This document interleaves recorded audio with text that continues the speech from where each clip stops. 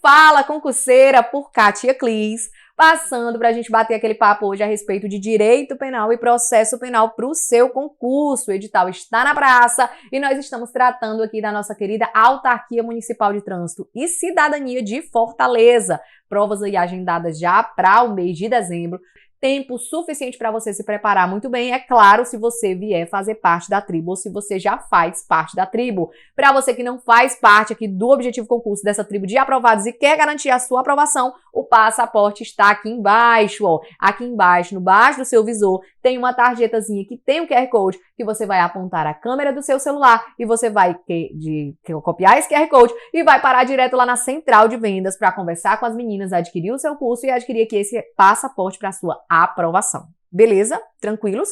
Como a tia já conversou com vocês no Batendo Pós-Edital, a parte de penal e processo penal veio muito tranquila nesse edital da MC e a gente vai conseguir trabalhar hoje aqui no bloco só de questões e trabalhar algumas disposições que podem ou não vir a ser cobradas ali no seu concurso, tá certo? Nós temos pouquinhas questões, né? Você vai com certeza conseguir gabaritar sem nenhuma dúvida e como eu disse, se você já for assinante aqui da tribo, né? Se você já fizer parte da tribo, com certeza você vai gabaritar as outras questões também, das outras matérias também, que nós temos professores extremamente competentes aqui e você vai conseguir gabaritar tudo com certeza. Beleza? Tranquilo, futuro aprovado? Tranquilo, futura aprovada? Pois vamos começar então, material na tela, para a gente começar a tratar do que realmente importa, que é a nossa matéria de hoje, tá? Como eu disse para você, hoje nós vamos tratar de penal e processo penal, e para você que não conhece a tia Clis, tá aqui embaixo o @ dessa humilde professora que vos fala. Para quem não sabe, eu também sou concurseira e todos os dias tem muito conteúdo de concurso público aqui nesse Instagram para você, tá bom? Tanto na parte para a prova objetiva quanto na parte do TAF. Lembrando que a MC também tem TAF, viu? Tem que preparar o físico. Show? Beleza?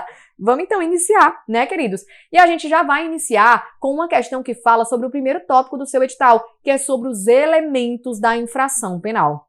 Você sabe ou você deve saber que o crime, ele é um elemento da infração penal. A infração penal, ela é dividida em duas. Ela pode ser um crime ou ainda uma contravenção penal, beleza? E nós vamos tratar aqui de um dos elementos do crime. Vamos lá então, ó. Ele quer saber o que é o fato típico. E eu já vou dizer para você o que é o fato típico pra gente já ir direto para a questão e saber por que o restante está incorreto. Ó, o fato típico é uma conduta humana, geralmente negativa, capaz de gerar ali um resultado que está tipificado em lei, certo? Então, o fato típico, ele é um elemento do crime, um dos elementos do crime, né? Nós sabemos que nós trabalhamos com a teoria tripartida, o crime é fato típico, antijurídico e culpável. Então, esse fato típico é uma conduta humana que, em regra, ela é negativa, por exemplo, matar alguém. Quando eu mato alguém, eu estou praticando uma conduta negativa, né? Que gera um resultado, a pessoa vai morrer, vai sair aqui do nosso plano terrestre, e essa conduta está tipificada em lei, artigo 121 do Código Penal, beleza? Como pode estar aqui tipificado em qualquer outro artigo ou ainda lá na lei de contravenções penais ou em outra lei, por exemplo, lá nos crimes de tortura, tá certo? Tranquilidade? Então pronto, o fato típico é uma conduta humana capaz de gerar um resultado e esse resultado está descrito em lei como crime, beleza? Então qual é o gabarito da nossa questão, queridos? O gabarito letra D de delta, o comportamento humano descrito em lei como crime ou como contravenção, que são aqui, né, esses dois ramos da infração penal, como nós já trabalhamos inicialmente. Beleza, queridos? O restante, ó, é a possibilidade prevista em lei do exercício de uma conduta lícita? Não, fato típico não é isso. É você praticar justamente uma conduta ilícita, né? A ação esperada do ser humano em face de situação de perigo? Não, isso aqui também não tem nada a ver, o restante tem nada a ver, ó. A descrição constante da norma sobre o dever jurídico de agir? Não. Geralmente o que vai estar escrito é o como não agir, né? Como não agir. E a modificação do mundo exterior descrita em norma legal vigente. Não, não tem nada a ver. A modificação do mundo exterior é um resultado naturalístico, tá certo? Resultado naturalístico, que é quando muda as coisas aqui no campo dos fatos. Beleza? Tranquilos? Gabarito letra D, vamos avançar, que a gente tem muita coisa para tratar, tá? Vamos lá. Os elementos do fato típico incluem o quê? O que foi que eu acabei de tratar com você? Do fato típico. O fato típico, o crime, ele tem seus elementos. Fato típico, antijurídico e culpável. Cada elemento, deixa eu só tirar essa tarjetinha, depois eu boto de novo.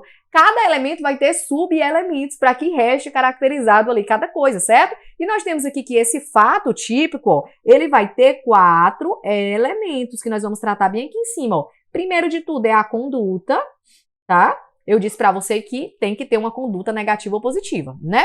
Depois vai ter o resultado, né? Para que haja alguma coisa, tem que haver um resultado, né? Se não tem um resultado, seja ele tentado ou consumado, não tem como a gente falar sobre fato típico, né? Vai ter também o nexo de causalidade, então a gente vai chamar de nexo causal, que é o que tem a ver essa conduta para esse resultado, o liame causal, e vai ter ainda também a tipicidade. Tipicidade, por exemplo, a tipicidade formal, que é o que eu falei para você. Matar alguém está descrito aonde? No Código Penal, no artigo 121, beleza? Esses são os elementos do fato típico. Para que haja fato típico, tem que haver esses 4 elementos. Se eu deixo de ter a conduta, por exemplo, não resta caracterizado o fato típico e, naturalmente, não haverá crime, porque eu estou retirando um dos elementos, ok? Por exemplo, eu retirar a conduta, digamos um caso de sonambulismo, quando eu estou totalmente inconsciente, porque sonâmbulo você geralmente não sabe de nada, né? Tá inconsciente. Aí você pratica ali um crime, por exemplo, você é sonâmbulo, acorda, pega uma faca e esfaqueia seu marido. Você sabe o que, é que você está fazendo, você está tendo conduta. Não, você não está tendo conduta, você está completamente inconsciente. Esse fato do sonambulismo, por exemplo, é uma das ações, é um dos casos em que retira essa conduta. E retirando a conduta que eu acabei de dizer para você, que é um dos elementos desse fato típico, naturalmente exclui o fato típico e exclui o crime. Beleza? Tranquilos? Onde é que tá isso aqui, queridos? Ó, gabarito letra A, diamante, né? Gabarito letra A, diamante. É o dolo, nexo de causalidade, resultado e antijuridicidade? Não. É a culpa, o resultado, tipicidade e culpabilidade? Não. É a culpa, o dolo, nexo causal e imputabilidade? Não. É o dolo, nexo causal, tipicidade, potencial consciência da ilicitude? Também não, tá bom? Também não. Então, o gabarito aqui é letra A, sem dúvida, tá bom? É elementos do fato típico, que é a conduta, o resultado, seja ele, né, formal ou material. Então, conduta, resultado, nexo de causalidade e ainda, queridos, a tipicidade, beleza? Que ela pode ser formal ou material. Beleza? Tranquilos? Ok? Vamos avançar, né? Vamos avançar para a gente tratar sobre outro assunto, então. Ó, terceira questão. Não há crime quando o agente pratica o fato típico descrito na norma penal. Ele quer saber quando é que não há crime. Eu tô falando de quê? Eu tô falando de excludente de antijuridicidade, excludente de ilicitude. O que foi que eu disse? O crime é fato típico antijurídico e culpável, tá? E o que é que exclui essa antijuridicidade? A gente já sabe, que a gente pensa em Bruce Lee, né? Legítima defesa, estado de necessidade, estrito cumprimento do dever legal e exercício regular do direito. Isso aqui é lei, é regra. Você tem que saber isso aqui porque é uma questão certa na sua prova, ok? As excludentes de antijuridicidade. Ele nunca vai saber como é que se forma, quais são os elementos da antijuridicidade. Ele não vai querer saber da ilicitude, tá? Ele vai querer saber o que é que exclui essa antijuridicidade. E aí você sabe aqui, ó, vamos lá. Não há crime quando o agente pratica o fato descrito em lei. Quando? Mediante coação irresistível ou em estrita obediência à ordem de superior hierárquico? Não. Por exemplo, a estrita obediência à ordem do superior hierárquico é uma excludente de culpabilidade. Culpabilidade. Pelo quê? Inexigibilidade de conduta diversa, tá bom? Você vai ver isso aqui lá na aula de teoria, tá? Por culpa, dolo eventual, erro sobre os elementos do tipo e excesso justificado. Não, tem nada a ver por dolo eventual e nem por culpa. Somente em estado de necessidade e legítima defesa? Não, você sabe que é 4 coisas, né? Estado de necessidade, legítima defesa, estrito cumprimento do dever legal e exercício regular do direito.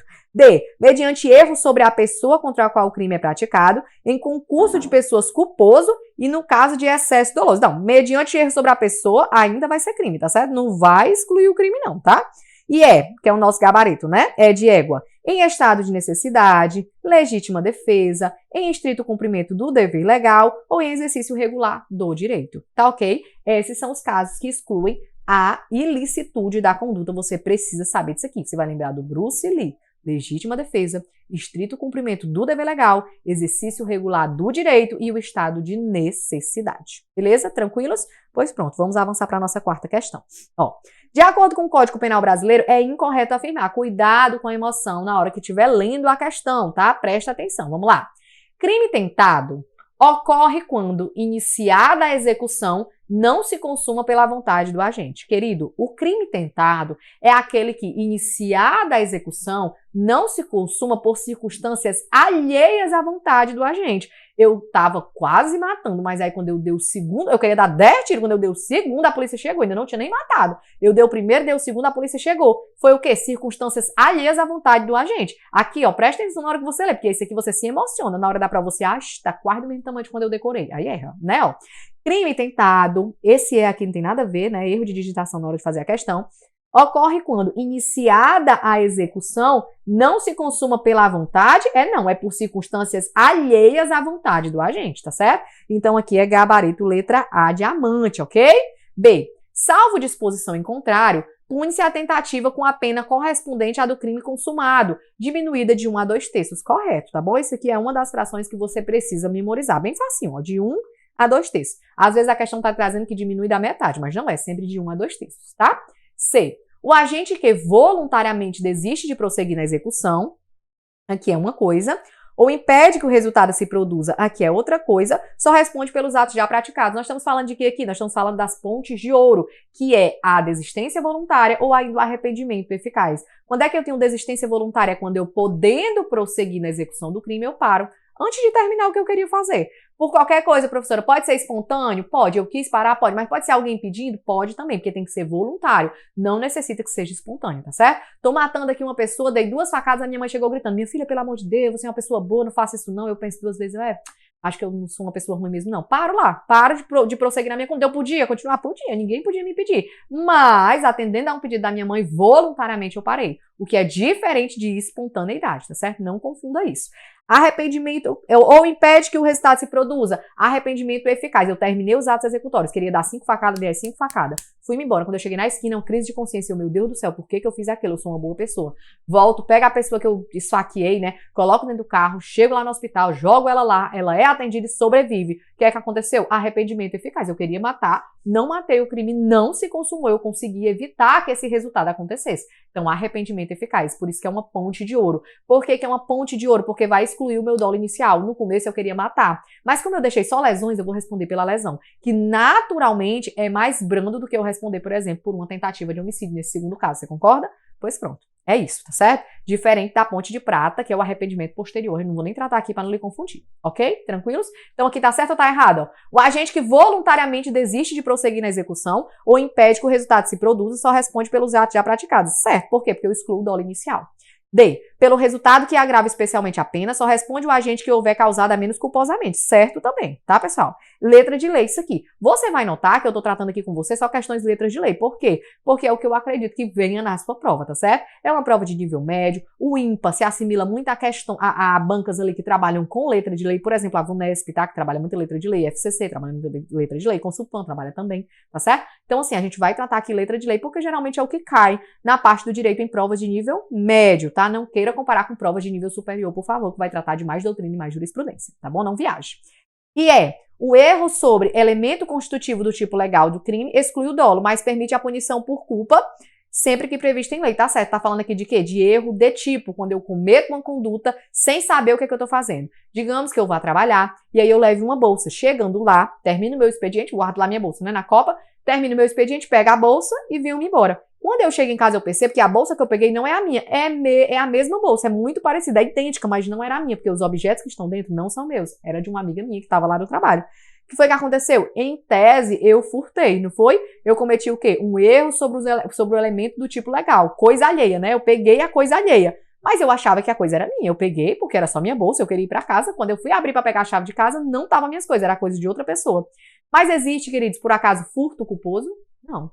Não tem furto culposo. Então, o que é que vai acontecer? Vai excluir meu dolo. Poderia ser responsabilizado por culpa? Sim, se tivesse previsão de furto culposo. Como não tem, eu não vou ser responsabilizada, tá certo? Então, o erro de tipo é quando eu cometo uma coisa não sabendo o que é que eu tô fazendo. Se eu soubesse o que eu estava fazendo, eu não faria. Claro que eu queria pegar minha bolsa. Se eu soubesse que eu queria pegar a bolsa de outra pessoa, eu não faria, tá certo? Beleza? Tranquilos? Aqui tá corretíssimo, tá? Vamos avançar para a quinta questão. Quinta questão. De acordo com o Código Penal brasileiro, é correto afirmar. Vamos lá. O crime na forma tentada deverá reunir todos os elementos de sua definição legal. Claro que não, pessoal. Vamos ler isso aqui de novo. Ó.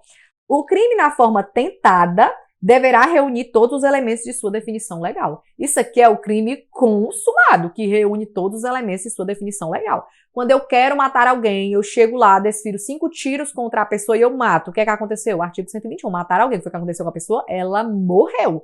O que é que aconteceu aqui? Está reunido todos os elementos de sua definição legal. Lá no artigo 121 está dizendo assim, matar alguém, pena, reclusão de 6 a 20 anos. Quando eu mato alguém, está reunido todos os elementos de sua definição legal. Se eu tentei, está faltando alguma coisa, o que é a consumação, né? Então não está reunido todos os elementos, tá certo? Então aqui está incorreto, ele quer o correto.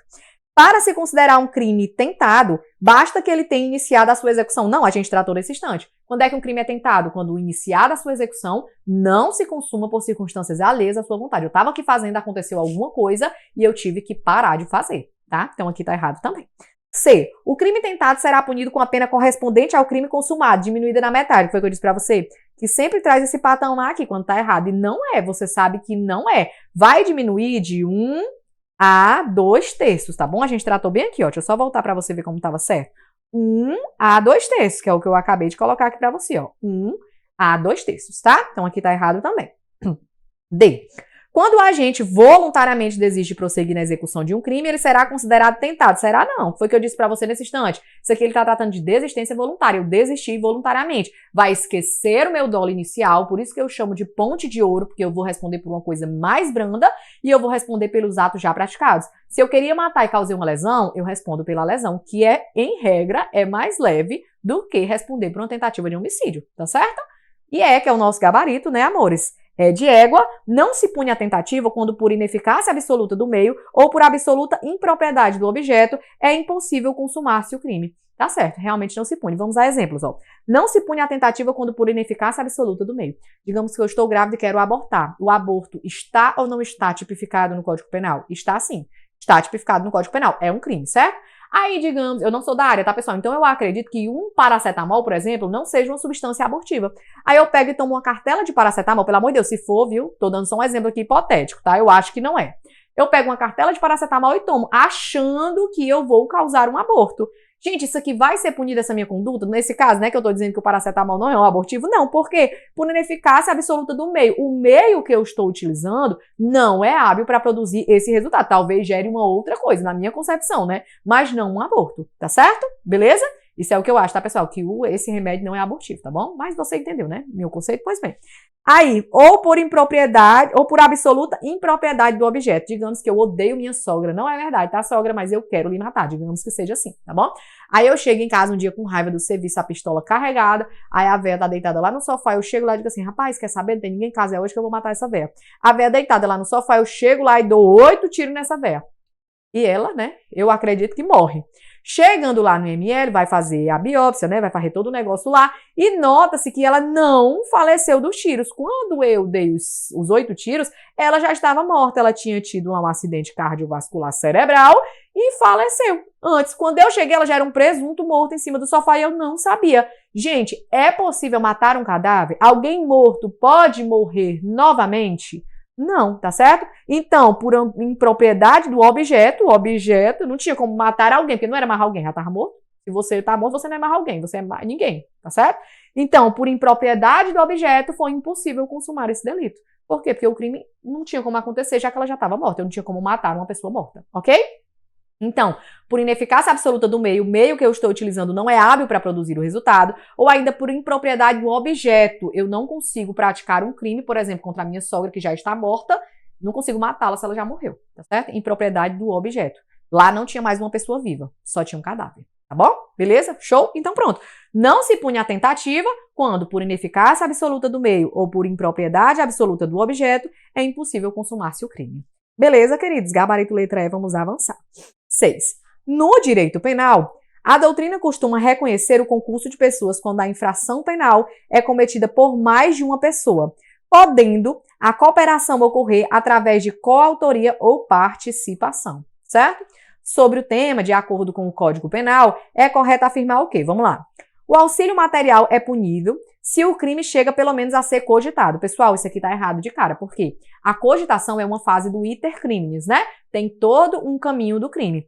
A cogitação é a primeira fase do intercrimes. Antes de eu externalizar qualquer ato no mundo jurídico, eu penso, alguém pode me punir pelo que eu penso, pessoal? Não, tá certo? Então a gente pode afirmar categoricamente que a fase da cogitação é a única que não é punida de jeito nenhum. Porque a preparação também, em regra, a gente não pune. Mas em alguns casos ela vai ser punida. A cogitação nunca. Até porque a única pessoa que pode sondar os seus pensamentos é Jesus Cristo. A polícia tem como saber o que eu tô pensando? Tem não. Então como é que vai me punir por uma cogitação? Não tem como, tá certo? Então a cogitação, ela não é punir. Você pode pensar à vontade, que é que você não pode fazer. Principalmente você que tá achando para concurso da investigação social, tá bom? Então, ó, o auxílio material é punível se o crime chega ao menos a ser cogitado. Então, pelo menos a ser o quê? Tentado, né? Tentado, tá certo? Se o crime chega pelo menos a ser tentado. As circunstâncias de caráter pessoal diante de sua natureza não se comunicam, ainda que elementares do crime. Aqui tá errado a letra de lei, né, pessoal? A gente sabe que é salvo se elementares do crime. Como é que ficaria certo? As circunstâncias de caráter pessoal diante de sua natureza não se comunicam, salvo se elementares do crime. Onde é que eu vou achar isso aqui, professora? Lá no artigo 30, tá bom? Artigo 30. Basta que você saiba a letra de lei disso aqui. C. Em sendo de menor importância a participação ou coautoria, a pena poderá ser reduzida de 1/6 a 1/3. Isso aqui, queridos, está certo ou está errado também? Está errado, tá bom? Isso aqui está incorreto. Artigo 29, parágrafo 2º. Vou ler para você como é que ficaria, ó. Em se tratando de menor importância a participação ou coautoria, a pessoa ela vai ser responsabilizada pelo crime que ela quis praticar. Se eu quis praticar um crime menor, eu não vou responder pelo mesmo crime que a outra pessoa ela vai cometer. Estou tratando aqui de um concurso de pessoas. Eu quis participar de um roubo, eu não quis matar. Chegou lá, foi um latrocínio. Eu quis matar, não quis matar. Então vai ser aplicado o quê? A pena do roubo, que é menor. Agora, se esse resultado ele era previsível, se era previsível que poderia acontecer esse latrocínio, que a pessoa poderia morrer em virtude desse roubo, aí vai ter outra consequência. Qual é a consequência que vai ter? Ó? Essa pena ela vai poder ser aumentada até a metade, tá certo? Beleza? Digamos que eu e o meu amigo combinamos de furtar uma casa que nós achávamos que estava vazia, né? Que a gente teve notícia de que a família viajou. Não tinha ninguém lá dentro. O que foi que eu quis fazer? Furtar as coisas da casa, os objetos. Chegando lá, a gente não sabia que tinha uma empregada. Aí o lindo do meu amigo vai e mata a empregada. Havia previsibilidade disso acontecer? Na minha concepção, nesse exemplo que eu tô dando, não. Porque todos os indícios, né? Tudo que foi passado pra gente era que a casa estava sozinha, porque a família estava viajando. Se ele mata, eu quis participar desse crime? Não, eu quis participar do furto. Eu quis ir lá pegar a televisão, a geladeira, o DVD, o micro-ondas, tá certo? Aí eu vou responder pelo quê? Pelo crime que eu quis participar, tá bom? Então não vai ser diminuída de 1/6 a 1/3. Na realidade, vai ser aplicada a pena do crime que eu quis participar. Se era previsível, aumenta da metade. Bom? D. A teoria sobre concurso de agentes adotada pela legislação penal brasileira, em regra, é a dualista. Não, meus amores, em regra é a monista, tá bom? Em regra é a teoria monista, que a gente também pode chamar de unitária, tá certo? É o nosso gabarito, né? É de égua. Se algum dos concorrentes quis participar de um crime menos grave, ser-lhe-á aplicada a pena desse. Que foi que eu disse pra você? Disse bem aqui, ó. Quis participar do furto. O que é que eu vou responder? Pelo furto. Salvo se era previsível esse resultado. Aí eu vou responder pelo furto mais o aumento da metade, tá certo? Beleza? Então aqui, ó, artigo 29, parágrafo 2º, tá? Gabarito letra E. 7ª questão. Os agentes municipais de trânsito poderão sofrer diversos tipos de resistência por parte dos cidadãos. Dos cidadãos, né? Cidadãos não, pelo amor de Deus. Quando no exercício correto de suas atividades e para isso precisam saber determinar quais tipos de atitudes se encaixam como determinados tipos de crime. Nesse sentido, após analisar as opções que trazem o crime e respectiva definição, analise os itens verdadeiros ou falsos. Ele quer que você diga o quê? O crime e o conceito do crime. Vamos ver quais são esses crimes, ó. O desacato, a resistência e a desobediência. Vamos começar pelo desacato. Desacatar, o conceito de desacato é opor-se à execução de ato legal mediante violência ou ameaça a funcionário competente para executá-lo ou a quem esteja prestando auxílio? Não, pessoal, isso aqui está errado. Isso aqui é falso. Por quê? Esse conceito aqui é da resistência. Você vai lembrar que resistência é uma ova, que é quando você se opõe mediante violência ou ameaça. Tá certo? A quê? A funcionário competente para executá-lo ou a quem ele esteja prestando esse auxílio, né? A execução de ato legal, tá certo? Então, resistência é uma ova. É você se opor mediante violência ou ameaça. Tá incorreto, né? Se isso aqui tá incorreto, é claro que o conceito que ele trouxe de resistência também tá incorreto. Porque ele trouxe o quê, ó? Desrespeitar ou menosprezar funcionário público no exercício da função. Quando falar de menosprezo ou de desrespeito, é desacato, tá certo? Eu estou menosprezando, não vou obedecer não, eu estou menosprezando. Quem é você? Você acha que você é o quê para me dar essa ordem, tá certo? Aqui eu estou desacatando, desrespeitando, de menosprezando, tá bom? Então, quando falar de desacato, você vai lembrar, ó, desacato, você vai lembrar de desrespeito, tá certo? Vai associar aqui o começo, ó, desacato, desrespeito, tá? Então aqui tá errado. E desobediência é desacolher a ordem legal do funcionário, tá certo? Aqui bem também dá pra você lembrar, ó, desobediência é desacolher. Aqui tá correto. Qual é o gabarito, queridos? Ó, letra C de casa, tá bom? Letra C de casa, ok? Resistência, uma ova. Desacato é quando você desrespeita, quando você menospreza a condição da função da pessoa. E a desobediência é quando você desacolhe ordem legal. Claro que tem que ser legal. Se for ilegal, você não vai responder por isso aqui não, tá certo? Beleza? Sétima questão, gabarito letra C, vamos avançar. João conduzia o seu veículo automotor. Isso aqui eu tenho certeza que é uma questão da prova dos senhores, tá? Dirigia o seu veículo automotor, ocasião em que foi parado por uma blitz da Polícia Militar. Após analisar a documentação do condutor, o policial Caio exigiu para si 2.000 para liberar o automóvel. Foi pouco, né? Que ele exigiu, bem pouquinho que ele exigiu. Qual foi essa conduta aqui, pessoal? Ó, nesse cenário, considerando as disposições do Código Penal, Caio responderá pelo crime de excesso de exação, pessoal? Não. O que é o excesso de exação? É quando você exige, vou colocar só aqui por cima, né? Ó, tributo ou ainda contribuição social. Lembrar que tributo é diferente de taxa, tá certo? Então, não é taxa, é tributo. Quando você sabe que é indevido, ou deveria saber que é indevido. Ou ainda quando você cobra, é devido, mas você cobra de maneira vexatória, que não está autorizado em lei, tá certo? Quando você faz uma cobrança véia mó paia. Cobrança véia, né, desmerecendo a pessoa, tá certo? Então, o que é o excesso de exação? É quando você exige tributo ou contribuição social, que você sabe ou deveria saber que é indevido, ou ainda, quando devido, você emprega ali meios vexatórios ou ainda gravosos que não estão autorizados em lei, ok? Beleza? Então, não é isso. Por quê? Porque ele exigiu. Ele exigiu. Ele não exigiu tributo, ele exigiu foi dinheiro, foi QS, tá? Corrupção passiva, pessoal. Não, corrupção passiva é você solicitar, em dar favor, ou ainda você receber alguma coisa, né, que lhe foi prometida. Se a corrupção passiva é solicitar ou receber, a corrupção passiva, queridos, ó, é oferecer, porque para me receber, alguém tem que me oferecer, né? Oferecer ou ainda prometer, tá bom? Prometer vantagem indevida para que não seja realizada uma prática, tá certo? Beleza? Por exemplo, você, agente da MC, tá fazendo uma blitz para uma pessoa e diz assim, ei, dou R$200 para tu não me multar, o que foi que aconteceu aqui? Corrupção ativa. Aí se tu recebe, o que foi que aconteceu? Corrupção passiva. Beleza? Tranquilos? Concussão, foi isso ou não foi, queridos? Foi. Concussão é quando você exige vantagem indevida no exercício da função a pretexto de exercê-las, ok? E peculato pode ser, peculato pode não. O que é peculato? É apropriar-se o funcionário público, etc, etc, etc, beleza? Tem que saber, gente, a diferença de corrupção passiva, ativa. O excesso de exação ele meteu aqui de gaiato, né? Mas tem que saber corrupção ativa, corrupção passiva, peculato, tem que saber concussão, tá certo? Tem que saber prevaricação, tem que saber pra prova, tá bom? Lembrar, né, pessoal, que o INPA, ele só cobrou aqui os delitos contra a administração pública. Não é possível você não estude nem isso, pelo amor de Deus, porque a parte geral aqui tá muito tranquila, tá certo? Vamos avançar, gabarito letra D, nona questão. Aqui a gente já entra, pessoal, na parte de processo penal, que é bem tranquilo também, cobrou coisas bem específicas e nós vamos tratar agora bem direitinho, tá bom? Bem ligeirinho também, vamos lá. Com relação ao inquérito policial, analise a opção correta. Vamos lá, ele quer a correta. Ó, é indispensável sua instauração e conclusão com indiciamento para o oferecimento da denúncia. Pessoal, nós sabemos que uma das características do inquérito é o fato de ele ser dispensável. Porque ele trabalha para colher elementos de elementos de informação e prova de autoria do fato. Não é isso que o inquérito policial faz? É. Se o Ministério Público, que é o dominus litis, que é o titular da ação penal, ele já tiver provas suficientes para oferecer a denúncia, ele não está adstrito, ele não está cercado, ele não está condicionado ao recebimento desse inquérito policial, não. A conclusão, né, ao desfecho do inquérito policial, não. Se o Ministério Público tem as provas, né, ele pode oferecer a denúncia sem nenhum problema. Logo, ele é dispensável, ó. Ele é dispensável.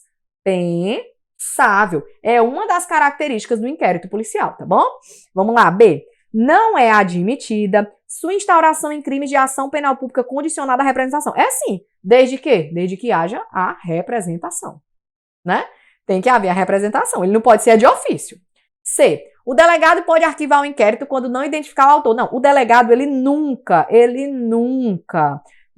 vai poder arquivar o inquérito, nunca, tá certo? Quem é que arquiva o inquérito? Hoje, o que é que está valendo hoje? Ainda que tenha sido modificado pelo pacote anticrime, que está suspenso, o que é que vale hoje? Hoje, o Ministério Público pede o arquivamento para o juiz. Se o juiz concordar, arquiva. Se ele discordar, manda para o procurador-geral. Lá, o procurador-geral pode fazer o quê? Ele mesmo oferece a denúncia, ou ele manda outro membro do Ministério Público fazer isso, né? Pegar esse caso, ou então ele pode fazer o que ainda? Mandar arquivar. Aí, se ele mandar arquivar, o juiz é obrigado a arquivar. Não tem nem o que discordar, tá certo? Por quê, professora? Porque há uma hierarquia? Não, não é porque é uma hierarquia, é porque esse é o procedimento de arquivamento do inquérito hoje, tá certo? É o que vale hoje. Show? Então, o delegado, ele nunca pode mandar arquivar o inquérito policial. D. O inquérito policial é um procedimento administrativo sigiloso que reúne informações para subsidiar a ação penal, certo? Quando? Quando necessário, né, queridos? Quando necessário. Lembrar também que não é um processo, é um procedimento, porque é pré-processual, tá certo? Tá fora do âmbito do processo, é antes.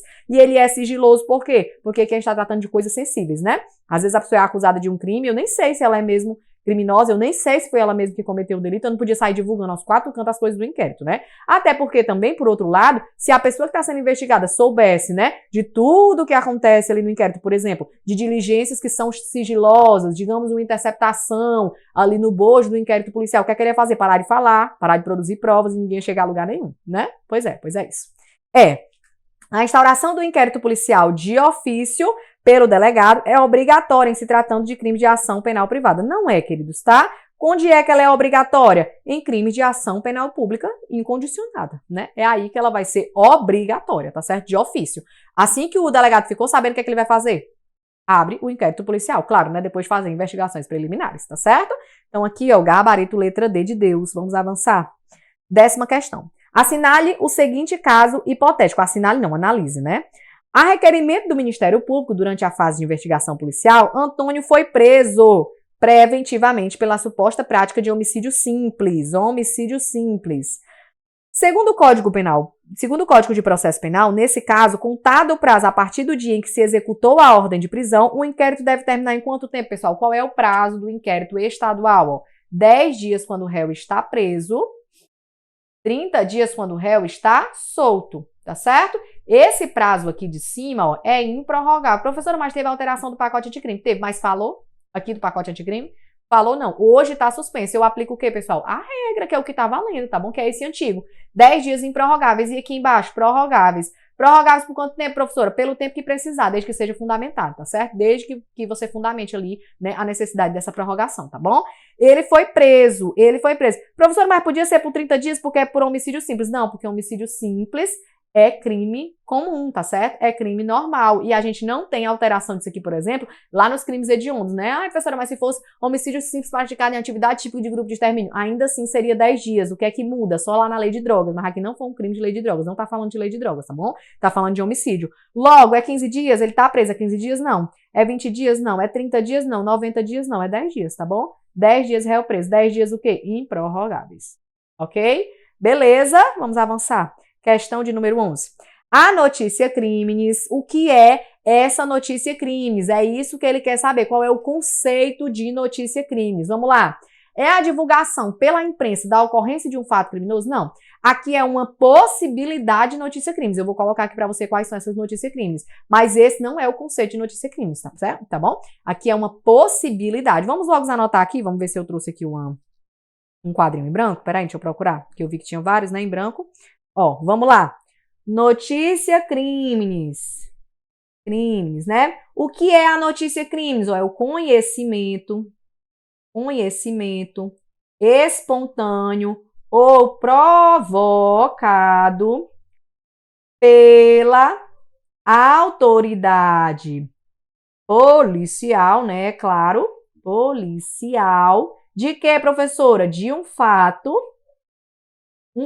aparentemente criminoso. Por que não criminoso, professor? Porque eu ainda não sei, né? Ainda vai rolar ação penal, vamos saber se realmente é criminoso, tá certo? Aí eu posso ter, queridos, ó, a notícia crimes de cognição imediata ou ainda direta.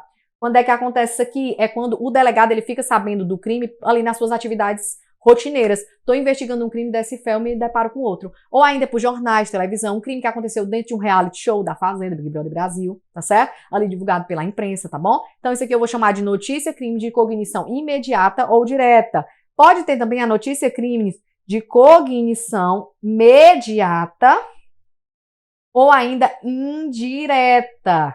Que é quando acontece o quê? Que é quando a autoridade policial ela é provocada por meio de quê? De representação da vítima ou de quem tem a qualidade, né, para fazer aquilo, ou ainda de requisição de quem? Do ministro da Justiça, né? Então essa daqui é a notícia crime de cognição mediata. Pode ter ainda também a notícia crimes de cognição coercitiva, que é quando a pessoa, por exemplo, me apresenta um flagrante, uma pessoa que foi presa em flagrante. Eu estou ali recebendo a notícia daquele crime de maneira coercitiva, a pessoa já está lá na minha delegacia só para não fazer o procedimento, tá certo? E ainda pode ter a notícia crimes de cognição aliás, né, não é nem de cognição, vamos apagar aqui, vamos colocar direitinho. Ó, pode ter a Menina, peraí, pessoal. Notícia crimes inqualificada. Que é o quê, pessoal? É a denúncia anônima, tá certo? A denúncia anônima a gente chama de notícia crimes inqualificada, tá bom? Então, o que é a notícia crimes? Ó, é o conhecimento espontâneo ou provocado. Espontâneo seria onde? Aqui, ó. Provocado seria onde? Seria bem aqui, tá? Pela autoridade policial de um fato aparentemente criminoso, que eu não posso dizer ainda que é criminoso porque ainda não foi concluído o processo, né? Eu tô entrando aqui na fase de inquérito, tá certo? Beleza? Essas aqui são as espécies, tá? Vamos voltar para responder nossa questão, que o nosso tempo tá quase acabando. Vamos lá. A notícia crimes é a divulgação pela imprensa da ocorrência de um fato criminoso? Não, aqui é a notícia crimes de cognição direta ou imediata, como a gente tratou. B. A notícia crimes pode chegar ao conhecimento da autoridade policial através de uma prisão em flagrante? Sim, gabarito letra B de boi, que foi o que eu disse? Cognição coercitiva. Aqui, tá certo? Quando a pessoa já me apresenta o flagrante. C. Torna obrigatória a instauração do inquérito policial para a apuração do fato delituoso? Não, não torna obrigatória não, tá certo? Não tem nada a ver. O delegado, ele vai apurar ali primeiro para poder verificar se é ou não crime, se cabe ou não a abertura de um inquérito policial. Não torna obrigatória não, tá certo? D. Implica sempre no indiciamento de quem foi indicado como provável autor da infração penal. Não, e a pessoa depois não pode ser, não pode mudar, não. Chegou lá pra mim a notícia de que Cleitinho dos Anzóis Pereira cometeu um crime. Aí, beleza, eu avaliei por cima ali, né, colhi uns elementos de informação, instaurei o inquérito, depois eu descobri que foi João. Aí eu vou pegar e vou indiciar esse provável autor da infração que tinham me dito antes, que era o Cleitinho? Claro que não, tá certo? Então não implica sempre no indiciamento de quem foi indicado como provável autor, não, tá bom? E é a comunicação formal ou anônima da prática de um crime levada à imprensa, falada, televisada ou escrita. Aqui ele misturou, foi tudo, né? Ó, comunicação formal, notícia crimes de cognição imediata, né? Mediata ou indireta, que eu disse pra você que é por requerimento ou requisição. Anônima é a inqualificada. Levada à imprensa falada é o quê? A imediata ou direta, tá bom? Que nós tratamos. Então vamos avançar, gabarito letra B. 12. A doutrina costuma classificar as ações penais como públicas incondicionadas, públicas condicionadas à representação do ofendido ou requisição do ministro da Justiça, privadas e privadas subsidiária da pública. Algumas são as diferenças entre essas espécies de ação, dentre as quais se destacam o quê? A ação penal pública incondicionada e a ação penal pública condicionada à representação são de titularidade do Ministério Público, diferente do que ocorre na ação privada. Certo ou errado, pessoal? Certo. Aqui a gente está tratando dos tipos de ação. Quais são os tipos que nós temos? Ó, não tenho mais nenhuma lousa em branco. Vamos lá? Se eu consigo colocar aqui bem ligeirinho, ó.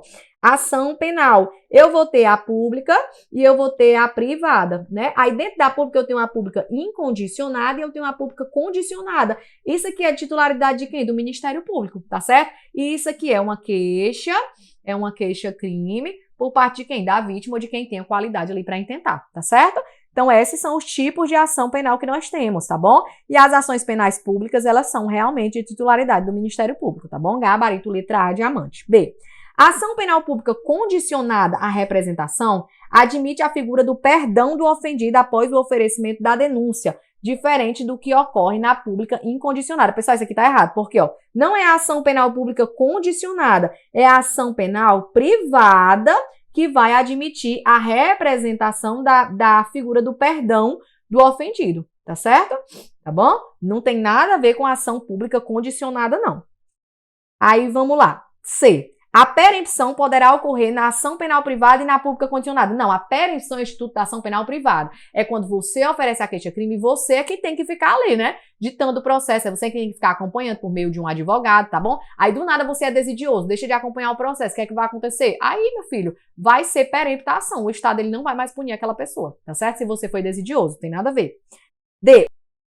O princípio da indivisibilidade é aplicável às ações penais públicas, mas não às ações penais privadas. Mentira! A indivisibilidade é só um princípio da ação penal privada. A pública admite sim. A pública ela é divisível, tá certo? Admite quebrar ali a ação para denunciar só uma pessoa e outra não, por exemplo, tá certo? E o prazo para o exercício do direito de representação é de 6 meses contado da data do fato, enquanto a queixa poderá ser proposta a qualquer tempo, desde que dentro do prazo prescricional. Não, tanto o direito de exercício de representação como a queixa tem o mesmo prazo decadencial de 6 meses. De quando? De quando eu descubro quem é o autor da infração. Show? Beleza? Vamos avançar. Questão de número 13.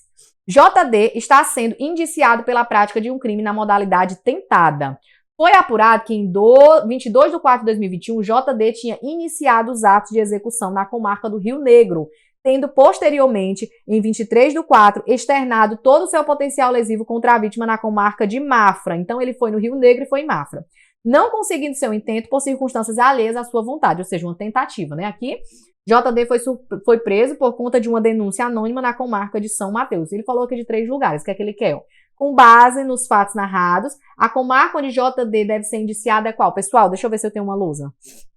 Meu Deus, eu não tenho nenhuma lousa, vou colocar bem aqui, ó. Nós temos a questão da competência. Eu até já tratei com você. Vamos tratar aqui a respeito dessa competência com a tia, ó. A competência você vai achar lá no artigo 69, tá certo? A competência você vai lembrar de Dona Lude compre 2 vezes, tá certo? Por quê? Onde é que vai se dar aqui essa competência, ó? Pode se dar pelo domicílio ou residência do réu, tá? Domicílio ou residência do réu, aqui, ó, domicílio, pela natureza da infração, bem aqui, ou ainda pelo lugar da infração,